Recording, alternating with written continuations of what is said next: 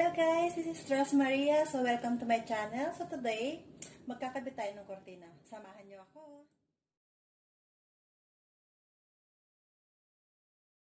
Guys, samahan niyo ako magkabit ng kortina. So the curtain we do is the dry cleaning. So this is the hook.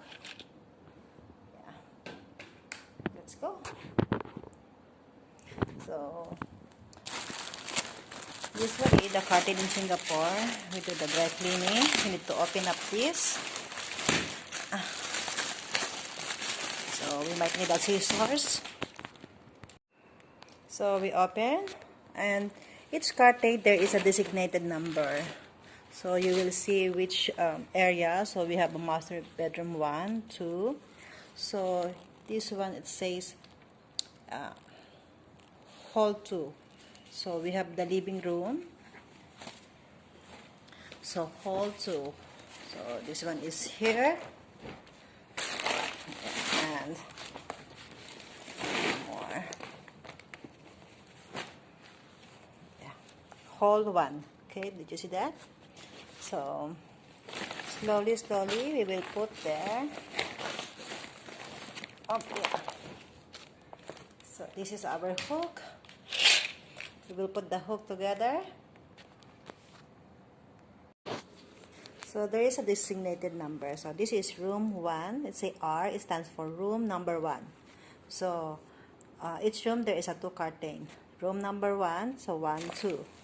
So we finish. We will put the hook one by one in every pleats. Yeah. So let's start. It's only like this. So the sharp one will go under until we finish all. Okay, we need to hook it. So ayan guys, I already put all the hook to the designated pleated the curtain. So this is the one side. So we need to do it another one. So to make it like 2 for that corner.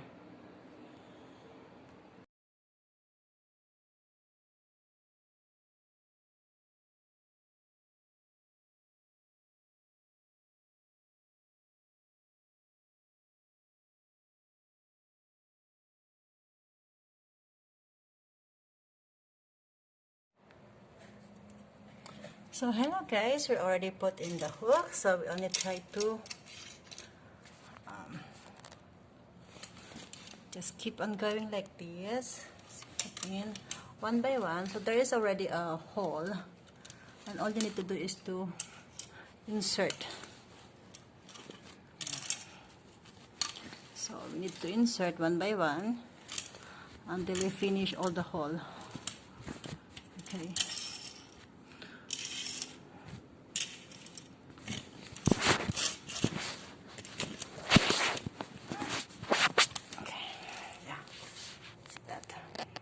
Now, so guys, we are in my room now.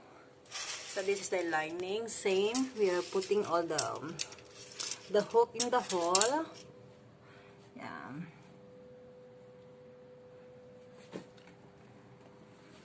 Bali, mahirap lang ilagay yung hook kasi matigas yung tela. Masakit sa kamay. But after that, everything is okay. So, I will put in first.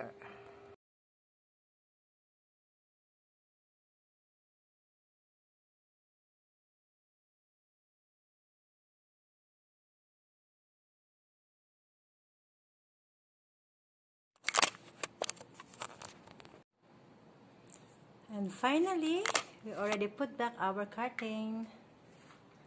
Yeah, so guys, so this is our curtain now. Thanks for watching.